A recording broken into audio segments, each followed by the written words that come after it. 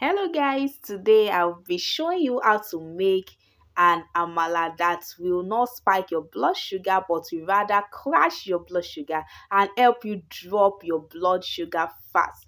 But before we get into the video proper, kindly give this video a like right now, a big thumbs up, and share it within your circle so that a lot of Nigerians who are diabetic, pre-diabetic, or insulin resistant will be able to see this and make use of it for their health. Okay, also, the November edition of our Diabetes Reverser Challenge starts today. If you have not registered yet, kindly comment challenge in the comment section. Let's take it up from there. By this time next month, if you join now, you will be able to share your testimony. Okay, so now going into the video, I know that a lot of us know that you can now prepare amala by using raw unripe green plantain, but the mistake we still make is that we normally peel off the back whenever I want to do this.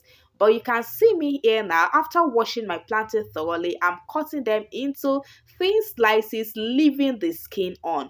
What this does is that it provides enough, more than enough fiber for you. So when you peel off the skin of the plantain, you are peeling off the majority of the fiber in that plantain. So the green plantain, the back of the green plantain, the skin contains, in fact, a lot more fiber than the green plantain itself with resistant starch. So you want to start leaving this on whenever you want to make amala. It will do nothing to you. It does nothing. It doesn't change the taste. It doesn't change anything from the amala. So stop peeling the back or the skin of your green plantain whenever you want to make amala, so that you can be reaping the benefits.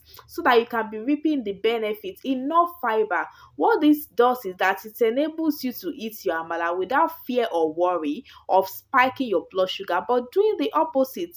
It will help you balance your blood sugar. The fiber will slow down the rate of absorption of the starch in the food, and it will make sure that you don't experience major spike after you eat your amala. So please start doing this from now onward so that you can start reaping the benefits. Okay, so after stirring it, after blending, pour it into your pot and just stir continuously until you reach your desired consistency, until the amala forms like this. Then add a little water, cover, allow it to cook until it gets done thoroughly. And you can see the portion of my amala now. You can see it, and you can also see the huge portion of the soup that I'm using to eat the amala. As a matter of fact, my soup is not drowning in oil. This is an oilless okra soup with lots of protein in it. So you too start eating like this so that you can start enjoying the health benefits.